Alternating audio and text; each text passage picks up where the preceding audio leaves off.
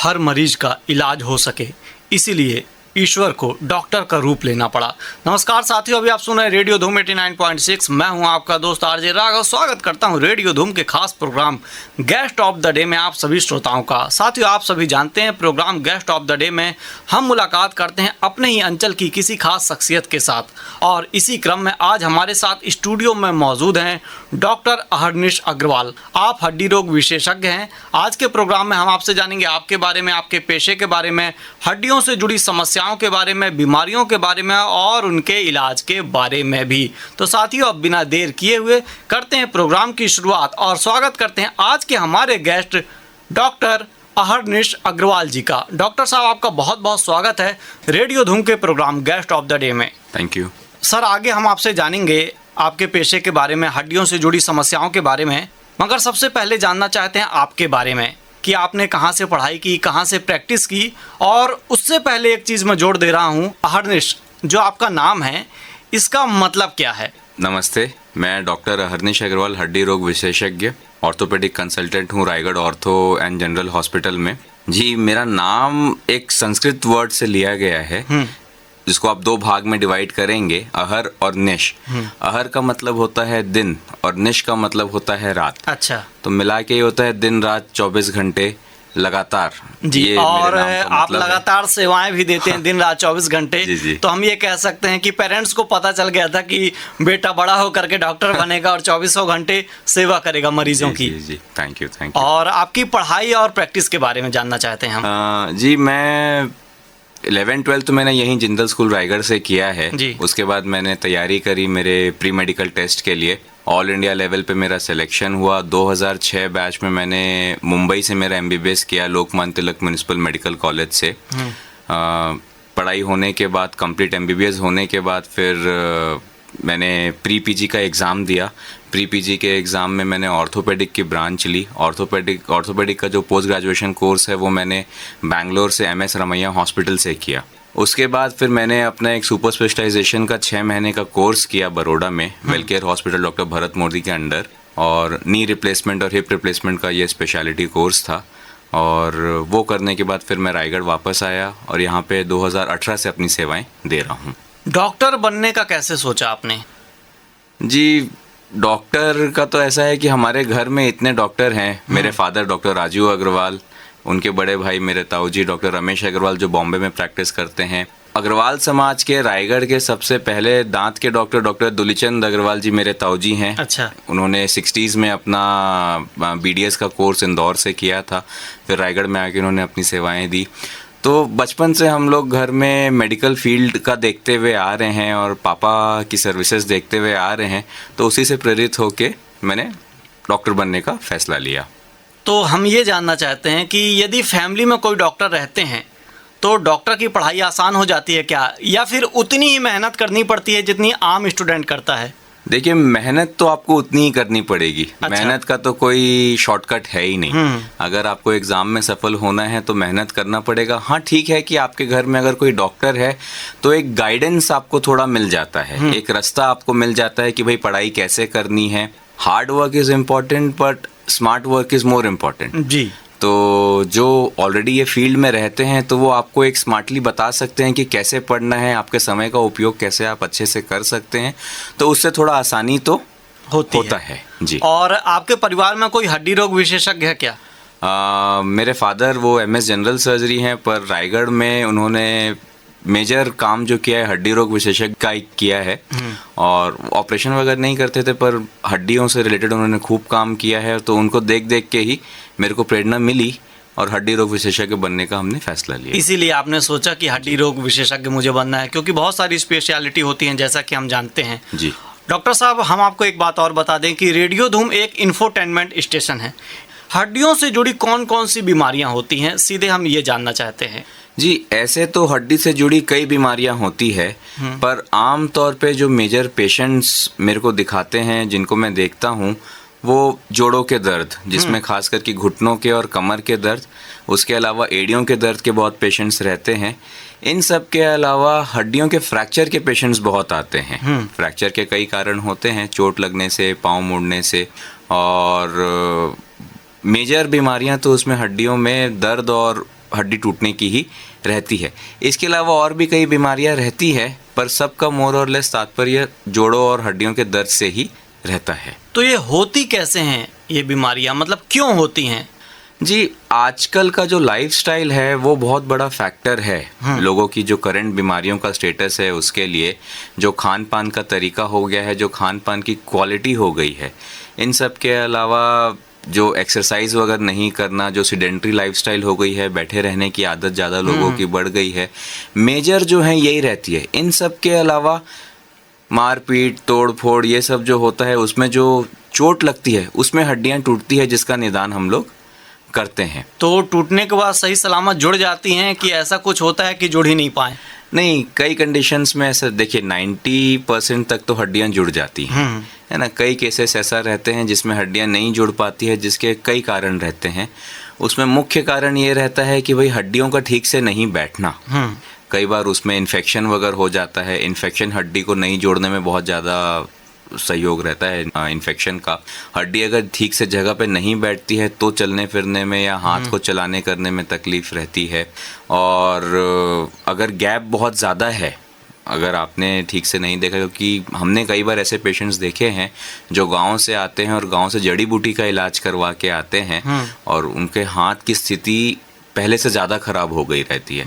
मतलब ये सिचुएशन रहती है कि भले ही आप इलाज ना करवाएं, लेकिन गलत इलाज होने के कारण जो नुकसान ज़्यादा होता है वो हम लोग के लिए ज़्यादा चैलेंजिंग हो जाता है। बिल्कुल। और अधिकतर बोलते हैं कि कई लोग नज़रअंदाज कर देते हैं कि जैसे राय चंद बहुत हैं यहाँ, राय देते हैं और भले खुद कभी ना करवाए हो दूसरों को राय दे देते हैं कि आप इसका उपयोग करो, ये लगा लो और फलाना बाबा से ये ले लो, रोड में ऐसा ले लो।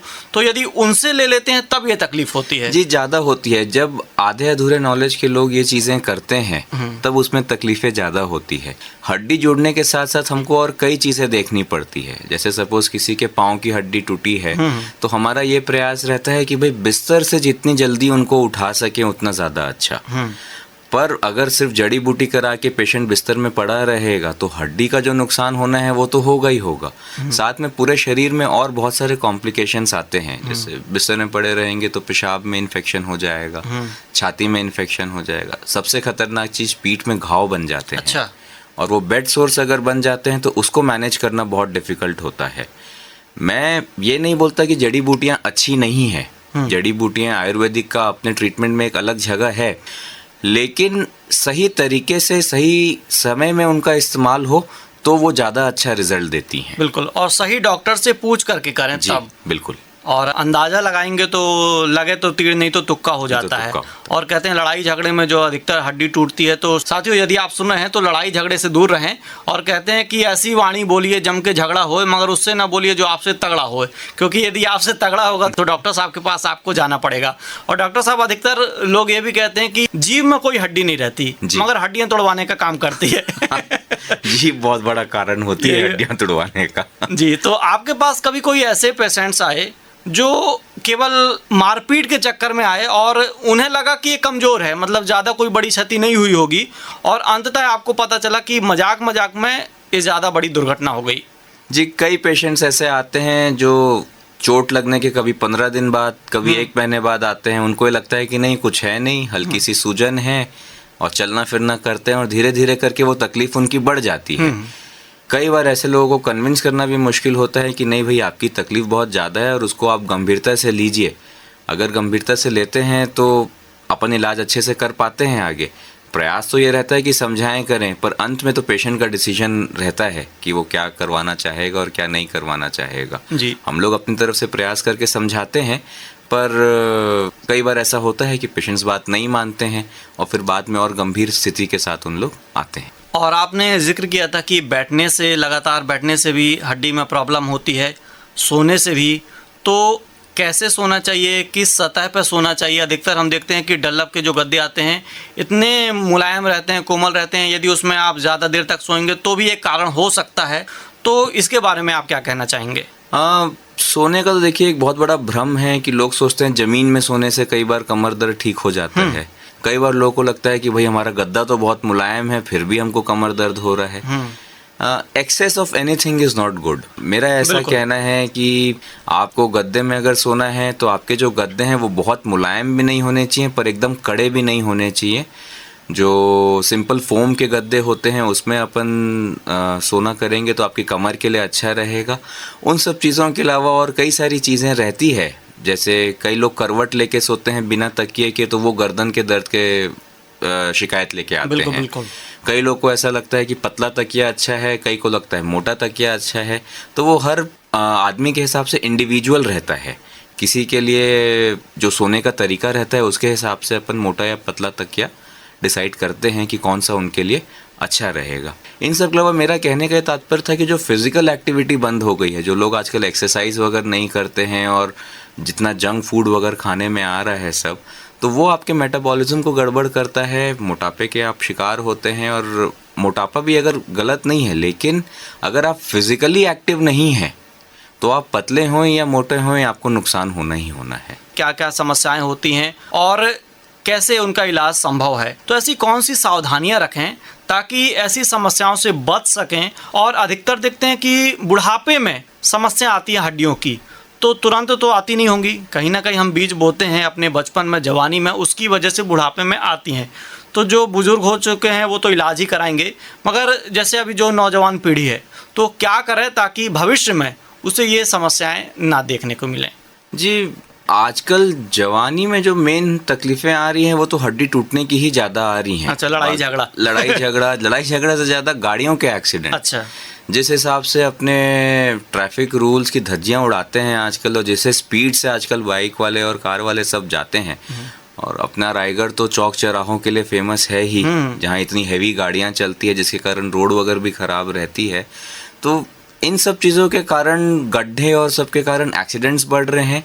एक्सीडेंट्स के अलावा जो कमर की दर्द वगैरह आ रही है गड्ढों में गाड़ी के कूदने के कारण और सब, वो बहुत ज़्यादा कॉमन आ रही है। तो एजुकेशन इज़ वेरी इंपॉर्टेंट कि भाई लाइसेंस तो सबको मिल जाता है, लाइसेंस का एग्ज़ाम सब पास कर लेते हैं, पर गाड़ी कैसे अच्छे से चलाना है वो सीखना सबके लिए बहुत ज़्यादा ज़रूरी है। तो उससे एक्सीडेंट्स का रेट्स कम होंगे, हड्डियाँ टूटने की संभावना कम होगी। हड्डी एक बार जुड़ भी जाए लेकिन भविष्य में तकलीफ तो फिर देगी, तो सबसे अच्छी सावधानी है कि भाई टूटे ही नहीं। बिल्कुल। और रहीम जी कहते हैं ना, रहीमन धागा प्रेम का मत तोड़ो चटका है। तो हड्डी भी ऐसे तोड़े से नहीं जुड़ती है, और जुड़ती है तो गांठ पड़ जाती है, ऐसा हम कह सकते हैं। कमर दर्द की समस्या महिलाओं में अधिकतर देखने को मिलती है, तो उसकी क्या खास वजह हो सकती है? और जो नॉर्मल हम घर में ही उपयोग कर लेते हैं, कुछ बाम लगा लेते हैं, उससे तुरंत ठीक हो जाता है, तो क्या ये तुरंत ठीक होना केवल भ्रम है कि इसका कोई परमानेंट इलाज भी है? नहीं, महिलाओं में कमर और घुटनों के दर्द बहुत कॉमन होते हैं। उसमें जनरली जो रीज़न होता है वो डीजनरेटिव आर्थराइटिस का होता है। डीजनरेटिव आर्थराइटिस मतलब जैसे जैसे उम्र बढ़ती है जोड़ कमज़ोर होते हैं। जो साधारण भाषा में बोला जाता है घुटने का पानी कम हो जाना, घुटने का ग्रीस कम हो जाना, वो साधारण भाषा में बोला जाता है। उसकी जो पैथोलॉजी है वो ये रहती है कि उम्र के साथ कमज़ोर होते हैं। इसके अलावा अपनी डाइट में कैल्शियम विटामिन की कमी होने के कारण लेडीज़ और ज़्यादा सफ़र करती है, और जैसे जैसे एज बढ़ती है लेडीज़ के महीने बंद होना चालू होते हैं। जो मासिक आता है उनको, जब मासिक बंद होता है, जब मीनोपॉज का स्टेज आता है, उसके बाद शरीर में काफ़ी बदलाव होता है। वो बदलाव होने के कारण कई हार्मोन्स ऊपर नीचे होते हैं शरीर में, जिसके कारण और कैल्शियम और विटामिन की कमी होती है और जोड़ों में लेडीज़ को दर्द होता है। मेरा सुझाव ये रहता है कि जनरली 40-45 की एज के बाद हर लेडीज़ को अपना कैल्शियम विटामिन वगैरह का जांच कराना चाहिए, और ज़रूरत हो तो कैल्शियम विटामिन की गोली लगातार लेनी चाहिए। इन सब के अलावा जनरली जो इंडियन लेडीज़ रहती है, घर के कामकाज भी सारे उनको करने पड़ते हैं, जिसके कारण उकड़ू बैठना, पालती मार के बैठना, झुक के काम करना, वज़न उठाना, ये सब चीज़ें उनको करनी पड़ती है, जो जोड़ों के दर्द का एक और कारण होता है। वेस्टर्न वर्ल्ड और इंडियन वर्ल्ड में यही डिफरेंस है कि भाई वेस्टर्न वालों को ज़्यादा पालती मार के और उकड़ू बैठना नहीं पड़ता है, तो इसलिए उनके जो जोड़ हैं, घुटने वगैरह, वो लंबे समय तक चलते हैं, और इंडियंस में वो प्रॉब्लम थोड़ी जल्दी आती है। और एक फिजियोथेरेपी भी हम देखते हैं, सुनते हैं, वो आपसे अलग रहता है कि कितना आपसे जुड़ा हुआ रहता है? फिजियोथेरेपी अपने आप में एक अलग फील्ड है, बहुत अच्छी फील्ड है, पर ऑर्थोपेडिक से काफ़ी कुछ रिलेटेड है, काफ़ी कुछ रिलेटेड है। फिजियोथेरेपी में बेसिकली क्या थेरेपीज वगैरह जो देते हैं, एक्सरसाइज वगैरह जो बताते हैं, वो एक नियमित तौर से पेशेंट अगर करे तो वो अपने आप में बहुत फ़ायदेमंद है। जैसे कई बीमारियां होती है, जैसे फ्रोज़न शोल्डर, उसमें आप कितनी भी दवाइयां दें, कुछ दें, पर उसका जो मेन इलाज है वो एक्सरसाइज है। अगर आप इंजेक्शन लेंगे, दवाइयां लेंगे, पर एक्सरसाइज नहीं करेंगे तो आप कितना भी ले लीजिए, आप ठीक नहीं होंगे। कुछ समय के बाद वो ठीक हो जाता है, पर पेशेंट को तकलीफ बहुत रहती है। तो उन सब फील्ड में फिजियोथेरेपी का बहुत अच्छा रोल है, बहुत अच्छे रिजल्ट्स हैं। हम लोग भी कई सारे हमारे बैक के पेशेंट्स को फिजियोथेरेपी एडवाइस करते हैं, नी जॉइंट के पेशेंट्स को फिजियोथेरेपी एडवाइस करते हैं। ऑपरेशन के बाद जनरली जकड़न आ जाती है जोड़ों में ऑपरेशन के बाद, तो उसमें फिजियोथेरेपी का बहुत बड़ा रोल है, पेशेंट को वापस अपने पैरों में खड़ा करने में, जोड़ को वापस चलाने में। तो फिजियोथेरेपी का हमारी फील्ड से काफ़ी कुछ रिलेटेड है। महिलाओं के बारे में बताया कि कैसे उनका इलाज हो सकता है और फिजियोथेरेपी आपसे कैसे कनेक्टेड है। और डॉक्टर साहब, हम आपसे ये जानना चाहते हैं कि बहुत सी हड्डियां होती हैं जो टूटने के बाद जुड़ती नहीं हैं एक उम्र के बाद, तो ऐसी कौन सी हड्डियां होती हैं जो टूटने के बाद जुड़ती नहीं हैं और क्या इलाज हो सकता है? हम अधिकतर देखते हैं लोगों को व्हील चेयर में ही पूरा जीवन निकाल देते हैं, तो क्या वजह रहती है इसकी? जी, आजकल टेक्नोलॉजी इतनी साउंड और इतनी स्मार्ट हो गई है कि मेरे को नहीं लगता कि व्हील चेयर में किसी को जीवन बिताने की ज़रूरत है। अन्यथा पाँव में पैरालिसिस का अटैक वगैरह कुछ आया हो, वैसा हो, हड्डी टूटने के कारण अच्छा, व्हील चेयर में जीवन बिताने की ज़रूरत नहीं होती है। सही समय पे अगर अच्छा इलाज मिले, तो जैसा मैं आपको शो के स्टार्टिंग में भी बताया था कि भाई हमारा ये टारगेट रहता है कि ऑपरेशन के बाद कितनी जल्दी पेशेंट को अपन बिस्तर से खड़ा कर सकें। वैसे ही अगर सही समय पे अच्छा इलाज मिले तो पेशेंट चलना फिरना वगैरह जल्दी चालू कर सकता है। हमने जो व्हील चेयर में जनरली पेशेंट्स देखते हैं वो ओल्ड एज के देखते हैं, अच्छा, है ना, उनकी कूल्हों की हड्डी वगैरह टूटने के कारण और विल पावर नहीं होने के कारण। ये तो बहुत बड़ी बात रहती है जी, कि अगर विल पावर नहीं है कि नहीं सर दुखेगा, मैं नहीं खड़ा हो पाऊंगा, तो वो हम लोग मोटिवेट करने का ट्राई करते हैं, अपने साथ रह के उनको खड़ा करवाते हैं, चलवाने का प्रयास करते हैं, तो उसके बाद धीरे धीरे हम लोग कर लेते हैं। आजकल ऐसा कुछ नहीं है कि भाई बेड रिडन पेशेंट है। आजकल इतनी टेक्नोलॉजीज अच्छी हैं कि जनरली पहले घुटनों के दर्द के कारण लोग बिस्तर में रह जाते थे, कूल्हों के फ्रैक्चर के कारण बिस्तर में रह जाते थे। आजकल हर चीज़ का उपाय है और हर चीज़ का अच्छा इलाज है, जिससे हमारी ये कोशिश रहती है कि कोई भी पेशेंट बिस्तर नहीं रह सके। अधिकतर हम देखते हैं जब भी हड्डियां जुड़ती हैं, रॉड डाला जाता है, कहीं प्लेट डाली जाती है, तो कब रॉड डाली जाती है, कब प्लेट डाली जाती है, क्या वजह होती है? ये सब अगेन जो फ्रैक्चर होता है, फ्रैक्चर पैटर्न है, कहाँ का फ्रैक्चर है, उसके हिसाब से होता है। और सबसे ज़्यादा ज़रूरी कि क्या उम्र है पेशेंट की। जैसे कई सारे फ्रैक्चर्स ऐसे होते हैं जिनमें प्लेट लगाया जाता है, पर अगर बच्चों में होता है वो फ्रैक्चर तो कई बार उसमें रॉड डाली जाती है ना। अगर हड्डी को ज़्यादा आपको चीरा फाड़ी नहीं करना पड़े और हड्डी जगह पे आ जाए तो वैसी कंडीशंस में अपन रॉड डालते हैं। और जहाँ पे ऐसा लगे कि भाई रॉड डाल के जगह नहीं रहती है स्क्रू वगैरह की अच्छी, तो वैसी कई जगहों पे प्लेट डाला जाता है। वो फ्रैक्चर पैटर्न और पेशेंट टू पेशेंट डिफर करता है। जैसा कि हम सुने हैं कि रॉड निकाली जाती है, प्लेट को निकाला नहीं जाता, क्या ये सच है? नहीं, ऐसा नहीं है। अगर प्लेट निकाली जा सकती है तो रॉड भी निकाला जा सकता है।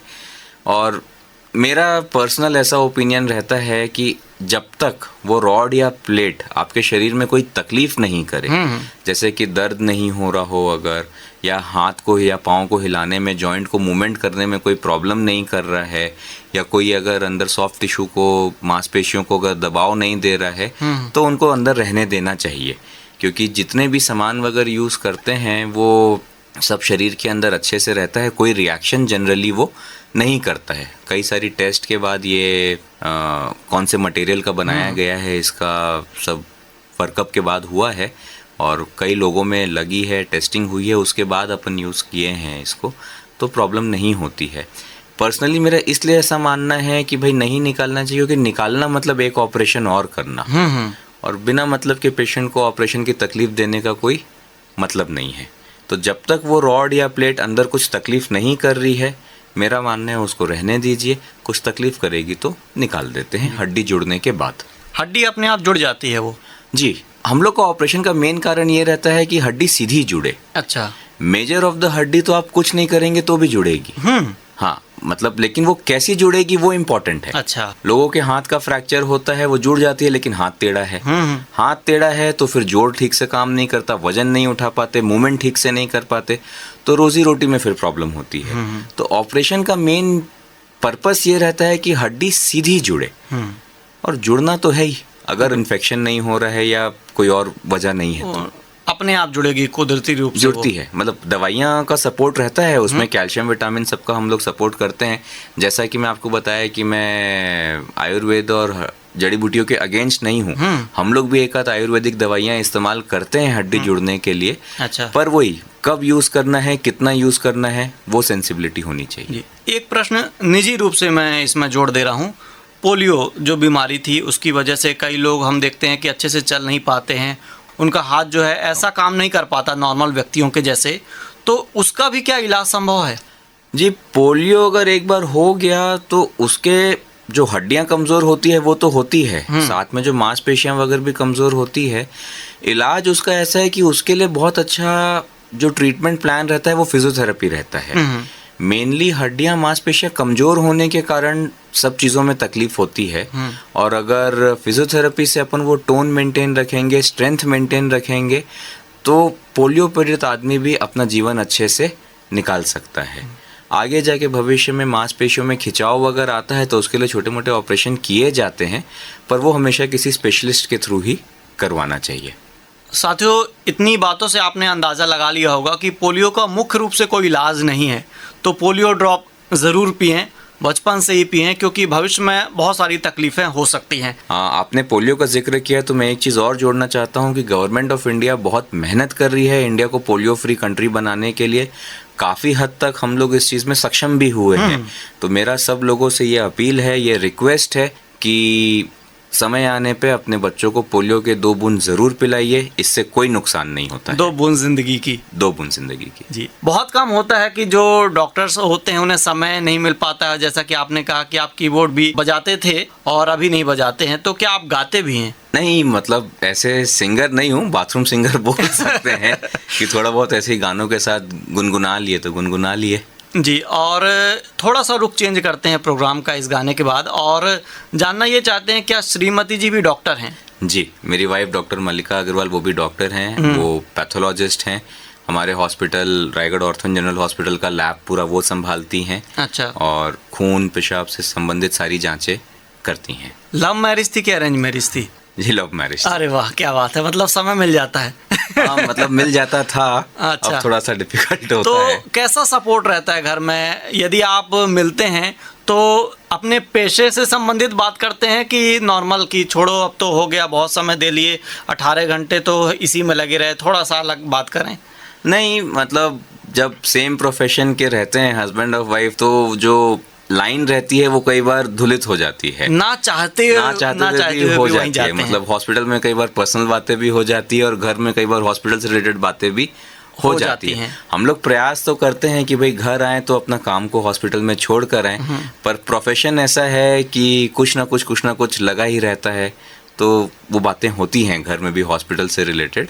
चलिए, और आप ऐसे ही बातें करते रहिए, इससे थोड़ा सा जो तनाव रहता है वो मुक्त हो जाता है। और कहते हैं कि हंसी खुशी यदि ना हो जीवन में तो वो जीवन पूरा बेकार हो जाता है, और आप ऐसे ही हंसते रहिए, मुस्कुराते रहिए। सेम प्रोफेशन के होने का ये फ़ायदा भी है राघव जी कि मेरी जो काम को लेके सीरियसनेस और जो बिजीनेस रहती है वो वाइफ समझती है। अच्छा। क्योंकि सेम प्रोफेशन है तो उसको मालूम है कि मैं कितना समय उसको दे पाऊंगा और कितना समय नहीं दे पाऊंगा, तो उसमें और लाइफ थोड़ी सी इजी हो जाती है। सेम फ्रीक्वेंसी वाले मैच हो जाते हैं तो इजी हो जाता है। तो अधिकतर हम देखते भी हैं कि यदि हस्बैंड डॉक्टर हैं तो उनकी श्रीमती जी भी डॉक्टर हैं, और इससे अच्छा भी हो जाता है क्योंकि समझती हैं क्या होना है क्या नहीं होना है, और दोनों व्यस्त रहते हैं। तो इन व्यस्तताओं के बीच आप खुद के लिए कैसे समय निकालते हैं?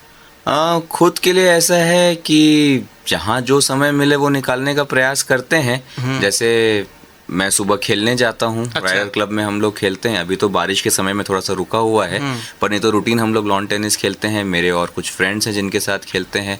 बाकी हम लोग कोशिश करते हैं कि वीकेंड्स पे दोस्तों से मिलें करें, साथ में डिनर वगैरह करें, ताकि एक सोशल एक्टिविटी भी बनी रहे। तो खाली काम से परेशान हो जाएंगे। तो ये भी ज़रूरी है। साथ में मैं एक आध रोटरी क्लब जो रायगढ़ में काफ़ी सोशल वर्क वगैरह करता है, उनके साथ भी जुड़ा हुआ हूँ।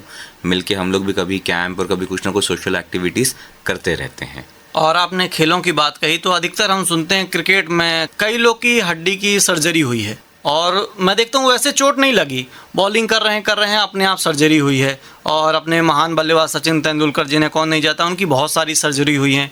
तो मुख्य रूप से क्या वजह रहती है और क्या सर्जरी के बाद वैसी फिटनेस हो पाती है? जी, मैं आपको जैसा बताया स्टार्टिंग में कि आजकल टेक्नोलॉजी इतनी अच्छी हो गई है, आजकल सर्जरीज़ के इतने सारे अच्छे ऑप्शंस हो गए हैं। जैसे जोड़ों में अगर कुछ छोटे मोटे धागों की जो चोट रहती है, जैसा आपने बोला कि बिना चोट लगे जो ऑपरेशन की ज़रूरत पड़ती है, वो जनरली क्या होता है, जो जोड़ों के बीच में धागे होते हैं या मांसपेशियाँ होती है वो फट जाती है। तो उसमें आर्थ्रोस्कोपी के थ्रू सर्जरी वगैरह की जाती है। छोटे छोटे छेद से वहाँ पे इंस्ट्रूमेंट्स वगैरह डाल के टीवी कैमरा में देख के वो ऑपरेशन किया जाता है। और अगेन अपने फिजियोथेरेपी की भी बात करी, फील्ड में वापस आने के लिए physiotherapy is very important. Operation हो गया, डॉक्टर्स का काम हो गया, और जब तक आप अच्छी एक फिजियोथेरेपी नहीं करेंगे, एक प्रॉपर एक्सरसाइज रेजिमेंट नहीं रखेंगे ऑपरेशन के बाद, बड़े बड़े प्लेयर्स के लिए भी फील्ड में आना डिफ़िकल्ट होता है। तो physiotherapy is again very important. Doctor बनना चाहते हैं तो उन्हें कैसे तैयारी करनी पड़ती है, क्या लेना पड़ता है और क्या करें ताकि वो एक अच्छे डॉक्टर बन पाएँ? जी, प्रैक्टिकली डॉक्टर की फील्ड बहुत डिफ़िकल्ट है, और पर ये बहुत नोबल प्रोफेशन है। मैं हर किसी को मोटिवेट करता हूँ डॉक्टर बनने के लिए। और जैसे मेरे जो जान पहचान वाले मेरे से जो हेल्प चाहते हैं, मैं अपनी तरफ से पूरी कोशिश भी करता हूँ। और आजकल तो इतने सारे कोचिंग इंस्टीट्यूट्स और सब हो गए हैं कि वहाँ से प्रॉपर गाइडेंस बच्चों को मिल रहा है, जो कि बहुत अच्छी बात है। अब तो सरकार ने सीट्स भी बढ़ा दी है, तो लोगों को डॉक्टर बनना थोड़ा सा ईजी भी हो गया है। हम लोग के टाइम पे बहुत डिफ़िकल्ट हुआ करता था। 11th-12th में आप लोग बायोलॉजी करेंगे, बायोलॉजी का सब्जेक्ट लेने के बाद फिर आप प्री मेडिकल टेस्ट देंगे। जो हम लोग के टाइम पे प्री मेडिकल टेस्ट हुआ करता था, अब वो नीट के नाम से हो गया है। तो नीट का एग्ज़ाम होता है, उसके बाद आपका MBBS का कोर्स होगा, जो काफ़ी लंबा कोर्स है। उसके बाद इंटर्नशिप होती है 1 साल की, जिस हॉस्पिटल में आपने MBBS किया है वहीं पे आपको अपनी सेवाएं देनी रहती है, जिसमें आप खूब काम सीखते हैं। जितने भी जो पोस्ट ग्रेजुएट स्टूडेंट्स रहते हैं, जो MBBS के बाद आगे की पढ़ाई करते हैं, आप उनके अंडर रहते हैं और आप काफ़ी कुछ सीखते हैं। आप जितना पढ़ते हैं वो तो अच्छी बात है, पर अगर आपने प्रैक्टिकल अप्रोच उसका नहीं किया तो उस पढ़ाई का कोई मतलब नहीं है। थ्योरी भी बराबर रहता है, पर अगर थ्योरी को आपने प्रैक्टिकली अप्लाई नहीं किया तो उस थ्योरी का कोई मतलब नहीं है। जी। इसलिए हम लोग के काम को प्रैक्टिस बोला जाता है कि आप लगातार करते जाएंगे तो आप उसमें इम्प्रूव करते जाएंगे। अगर आप ये सोचेंगे कि सिर्फ पढ़ के मैं कर लूंगा तो वो नहीं हो सकता है। और किसी ने सोशल मीडिया में डाल भी दिया था, यदि किसी को बाईपास सर्जरी करवानी हो तो मुझे बता दीजिए, मैं यूट्यूब से सीखा हूँ और आज ही कर दूंगा। तो केवल देख के नहीं सीखा जा सकता जब तक आप उसका प्रैक्टिकल नहीं करेंगे। जी। और एक प्रश्न और भी जोड़ दे रहा हूँ साथ में, मैं डॉक्टर्स की जो राइटिंग होती है वो समझ नहीं आती, उसकी क्या वजह रहती है? सभी की एक जैसी रहती है, इसका कोई स्पेशल कोर्स होता है क्या? नहीं, डॉक्टर्स की राइटिंग अच्छी रहती है, ऐसा अच्छा। नहीं है कि नहीं रहती है, पर जैसा कि धीरे धीरे व्यवस्थाएं बढ़ती जाती है, व्यस्तता बढ़ती जाती है, तो हर पेशेंट के बाद एक पेशेंट और, तो जो जल्दी जल्दी लिखने की आदत बन जाती है एग्जाम और सबसे, तो वो आदत के कारण हैंड राइटिंग थोड़ी गड़बड़ हो जाती है। जी। इम्पोर्टेंट ये है कि दवाई दुकान वाला समझ लेता है और दवाई सही दे देता है। बिल्कुल। और अधिकतर एक हमने कहीं सुना था, एक ये जोक है, एक प्रकार से चुटकुला है। एक डॉक्टर साहब ने दवाई लिख दी, वो दवाई जो भी पेशेंट था वो बहुत जगह गया, मेडिकल स्टोर में गया, नहीं मिल रही थी, तो वापस आया तो बोले डॉक्टर साहब आपने क्या लिख दिया है, ये दवाई नहीं मिल रही है। एक जगह गया तो बोलता है ये कंपनी आना बंद हो गई, इसी फार्मूले का दूसरा दे दूं क्या? दूसरा बंदा बोलता है कि मैं 3 दिन के बाद मंगा दूंगा। तीसरा बोलता है कि ये तो यहाँ नहीं मिलेगी, ये दूसरे देश की दवाई है। तो आपने किया क्या है? बोले दवाई नहीं है, मेरी पेन नहीं चल रही थी तो मैं उसको चला के देख रहा था। तो ऐसा भी हो जाता है। हो जाता है, पर ठीक है, डॉक्टर्स थोड़े से हैं इस चीज़ में, पर इम्पोर्टेंट है कि भाई पेशेंट्स का इलाज अच्छा होए और दवाई दुकान वाला समझ जाए कि क्या दवाई है। और अधिकतर हम लोग नहीं समझ पाते हैं, हमें लगता है कि खुद लिखे खुदा बाँचे, ऐसा हो जाता है। बहुत बढ़िया तरीके से आप बात कर रहे हैं और इतने मनोरंजक तरीके से आप बात कर रहे हैं, हर चीज़ का जवाब दे रहे हैं कि देखिए समय निकल गया, पता ही नहीं चला कि कितना दूर तक हम आ गए। आप बाकी बातों का जवाब बहुत ही अच्छे तरीके से दे रहे हैं। और कभी कभी ऐसा लगता है कि डॉक्टर से जब हम मिलते हैं कि बहुत कम बात करते हैं या फिर उनकी बात है केवल मेडिकल वाले समझ पाते हैं, मगर आपकी बातों से पता चलता है कि एक आम व्यक्ति भी समझ पाएगा। और आपने शुरुआत में अपने नाम का अर्थ बताया संस्कृत का, तो थोड़ा बहुत संस्कृत भी आपके मन में है। और संस्कृत से मेरा तात्पर्य है संस्कृति, संस्कार, जो आप इतने अच्छे से बता पा रहे हैं। अधिकतर देखते हैं हम कि जब फैमिली में कई सारे डॉक्टर रहते हैं तो एक ईगो आ जाता है, तो वो आप में बिल्कुल भी देखने को नहीं मिलता है। और ऐसे ही आपसे लोग जुड़ते रहेंगे। आपको रेडियो धूम में आकर के कैसा लगा? जी, जैसा मैं आपको बताया कि मैं मेरी कार में रेडियो धूम सुनता हूँ, मेरे को गाने जो बजते हैं बहुत पसंद आते हैं और ये मेरा पहला विजिट था रेडियो धूम में। उसके लिए मैं बहुत ज़्यादा थैंकफुल हूँ राघव जी आपसे, और मज़ा आया ये बात वगैरह करके। मतलब मेरी डेली रूटीन लाइफ से कुछ अलग हटके हुआ तो मेरे को उसमें मज़ा आया और हमें भी मज़ा आया। और ऐसा लगा ही नहीं कि आप पहली बार स्टूडियो में आए हैं, किसी रेडियो स्टूडियो में आए हैं। ऐसा लगता है कि आप बोलते रहते हैं। और एक माइक में आने के बाद कई लोगों को हम देखते हैं कि बहुत सारी बातें रहती हैं मन में, मगर माइक देखते ही भूल जाते हैं, मगर आप में ऐसा हमें कुछ देखने को नहीं मिला। इसका क्रेडिट आपको है राघव जी, आपने इतना कंफर्टेबल फील करवाया मेरे को यहाँ पे कि सारी चिंताएं मेरी निकल गई। जी, और अधिकतर चिंताएं तो दूर करते हैं डॉक्टर। बहुत बढ़िया तरीके से आपने जवाब दिया। और अधिकतर हम देखते हैं, थोड़ा सा प्रश्न मैं इसको जोड़ दे रहा हूँ, डॉक्टर बनना सभी चाहते हैं, कई पेरेंट्स चाहते हैं कि हमारा बच्चा डॉक्टर बने, मगर वो कुछ और फील्ड में जाना चाहता है। तो कुछ ऐसे पेरेंट्स हमारा प्रोग्राम सुन रहे होंगे जो अपने बेटे को डॉक्टर बनाना चाहते हैं, मगर वो डॉक्टर बनना नहीं चाहता। इसकी वजह से कुछ ऐसे केस भी हमें देखने को मिलते हैं, दुखद न्यूज़ सुनने को मिलती हैं जो नहीं होती हैं। तो उनसे आप क्या कहना चाहेंगे? जी देखिए, समय के साथ बदलाव बहुत ज़रूरी है। जैसे हम लोग के पिताजी लोग के टाइम पे पढ़े लिखे के नाम पे बात किया तो डॉक्टर और इंजीनियर ही हुआ करते थे, है ना। आज के टाइम पे इतने सारे ऑल्टरनेटिव प्रोफेशनल करियर्स हैं कि भाई आपको ये डरने की ज़रूरत नहीं है कि आपका बच्चा अगर पढ़ाई में कमज़ोर है तो क्या करेगा क्या नहीं करेगा। मैं ये नहीं बोलता कि भाई पढ़ाई को आप सपोर्ट मत करिए, हर किसी का एजुकेटेड होना बहुत ज़्यादा ज़रूरी है। अगर हर कोई अच्छे से लिटरेट हो जाएगा, पढ़ा लिखा हो जाएगा, तो अपने देश की आधी समस्याएं तो वैसे ही ख़त्म हो जाएंगी। लेकिन ठीक है, हर कोई डॉक्टर नहीं बन सकता। आज इतनी अपनी आबादी है, उसमें नंबर ऑफ़ सीट्स लिमिटेड हैं। आप अगर सोचेंगे कि हर कोई डॉक्टर बन जाए तो वो पॉसिबल नहीं है, हर कोई इंजीनियर बन जाए तो वो भी पॉसिबल नहीं है। आप ज़बरदस्ती करके उसको डॉक्टर बनाएंगे तो भगवान नहीं करे और वो अच्छा डॉक्टर नहीं बना तो वो आपसे ज़्यादा दूसरों का नुकसान करेगा। बिल्कुल। तो आजकल ऑल्टरनेट करियर्स इतने हैं, जैसे फोटोग्राफी अपने आप में आजकल बहुत अच्छा प्रोफेशनल करियर हो गया है। एक बहुत कॉमन आजकल स्टैंड अप कॉमेडियन का हो गया है। और कई सारी फील्ड्स हैं, आजकल ब्लॉगर्स हो गए हैं, सोशल मीडिया इन्फ्लुएंसर्स हो गए हैं। तो आप दबाव मत डालिए। अगर आपके बच्चे में वो एबिलिटी है, अगर आपको लगता है कि वो कर सकता है तो आप उसको मोटिवेट करिए, आप उस पर दबाव मत डालिए, क्योंकि भगवान नहीं करे लेकिन अगर उसने कुछ ऐसा स्टेप ले लिया तो आप जीवन भर पछताएंगे। बिल्कुल। और रेडियो धूम के श्रोताओं से आप क्या कहना चाहेंगे जिन्हें हड्डी से संबंधित समस्या है और जिन्हें नहीं है, दोनों को? देखिए, आजकल के टाइम पे हड्डी से संबंधित समस्या तो मोर और लेस हर किसी को होती है। जो लाइफस्टाइल है, पर नहीं है तो अच्छी बात है जी। और हड्डियों की समस्या से घबराने की कोई ज़रूरत नहीं है। जैसे मैं बताया कि सब कुछ इतना एडवांस हो गया है कि हर चीज़ का इलाज है, बस सही जगह सही समय पे आपको पहुंचना है। उसके लिए एक्सरसाइज करिए, रेगुलर डाइट कंट्रोल करिए, हेल्दी डाइट लीजिए और बस खुश रहिए, मस्त रहिए, स्वस्थ रहिए, रेडियो धूम सुनते रहिए। आपका बहुत बहुत धन्यवाद अपना कीमती समय रेडियो धूम में देने के लिए, हमारे श्रोताओं से बातचीत करने के लिए। उम्मीद है आपकी हमारी बातों से कई लोगों को इससे मदद मिली होगी, चाहे वो स्टूडेंट्स हो या फिर आपने जैसा कहा कि सभी को हड्डी की समस्या होती है और महिलाओं को खास तौर से उन्हें भी जो होती है, तो लगभग सभी सवालों के जवाब मिल गए होंगे। बहुत बहुत धन्यवाद। तो दोस्तों, ये था आज का programme guest of the day, जिसमें आज हमारे साथ स्टूडियो में मौजूद थे डॉक्टर अहर्निश अग्रवाल। आप हड्डी रोग विशेषज्ञ हैं। आपसे हमने आज जाना हड्डियों के बारे में, उसकी समस्याओं के बारे में और उसके समाधान के बारे में। इसके अलावा भी आपने बहुत सारी बातें बताई, चाहे वो दिनचर्या से संबंधित हो या फिर आपके करियर से संबंधित हो। बाखूबी आपने हर बात को इतने बढ़िया तरीके से रखा कि हमारे तमाम श्रोताओं को आपकी बातचीत समझ आई होगी, उन्हें पसंद आई होगी। तो दोस्तों अब मुझे यानी अपने होस्ट एंड दोस्त आरजे राघव को दीजिए अनुमति। मैं मिलूंगा आपसे फिर किसी प्रोग्राम में। और जाते जाते हम आपको बता दें, आज के प्रोग्राम के प्रस्तुत करता थे रमाशंकर शुक्ला। मगर आप अभी कहीं जाइएगा नहीं, सुनते रहिए रेडियो धूम 89.6, क्योंकि आपके मनोरंजन की जिम्मेदारी अब है हमारी। नमस्कार।